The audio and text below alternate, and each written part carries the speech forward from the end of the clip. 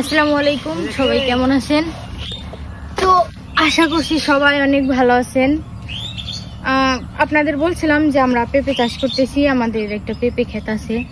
তো পেঁপে চাষ করার সাথে সাথেও আপনাদের বলছিলাম যে আমরা আদা চাষ করব। তো আজকে আদা চাষ করতেছি, দেখেন কতগুলো আদা নিয়েছি।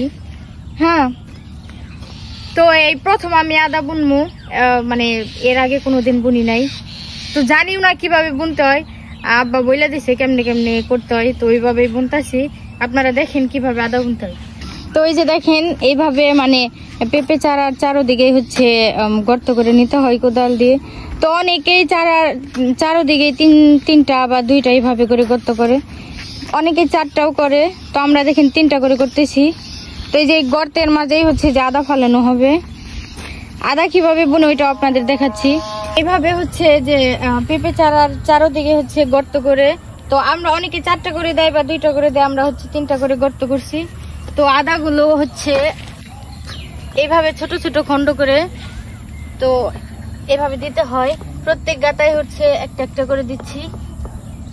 তো এইগুলো শুধু এইভাবে ঢেলে ঢেলে দিলেই হবে না, কারণ পেল মতন দিতে হইব।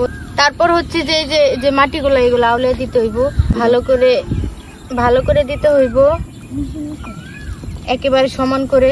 তো এখন যদি এটা আমি চাপ দিয়ে যদি আদাটা বুনি, মানে মাটিগুলো যদি চাপ দেই, তাহলে আদার মানে হয়তো না হতে পারে বা উঠতে দেরি হবে, হইতে দেরি হইব, চারা নষ্ট হয়ে যাইব। এভাবে দুই হাত দিয়ে ভালো করে আওলাতে হবে, একেবারে মানে মাটি সমান করতে হবে। তো আমি এর আগে মানে কখনো এই আদা বুনি নাই, তো ফার্স্ট টাইম বুনতাছি। যাই হোক, শিখে রাখলাম, ভবিষ্যতে একলাই করতে পারবো।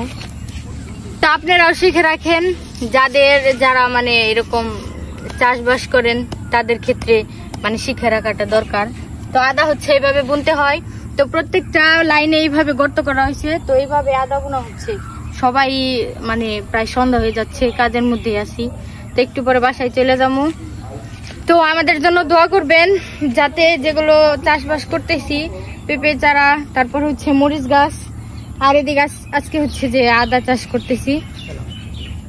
আলহামদুলিল্লাহ, আল্লাহ যদি রহমত করে তাহলে চাষটা ভালোই হবে। আপনারা দোয়া করবেন।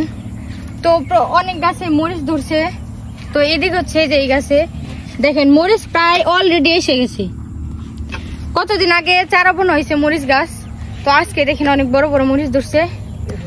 তো দেখে অনেক ভালো লাগতেছে। কতদিন আগে আইছিলাম তখন ঝড়ি বৃষ্টি পেঁপে চারাগুলো পাতাগুলো একবারে নষ্ট হয়ে গেছিল। তো আজকে খেতে এসে অনেক ভালো লাগতেছে, অনেক খুশি হয়েছি।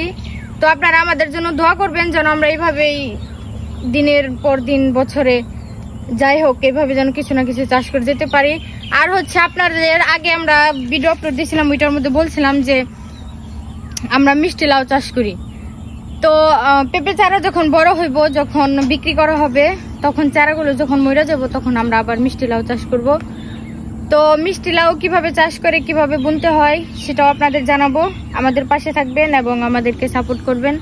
সবাই ভালো থাকবেন, সুস্থ থাকবেন। আসসালামু আলাইকুম।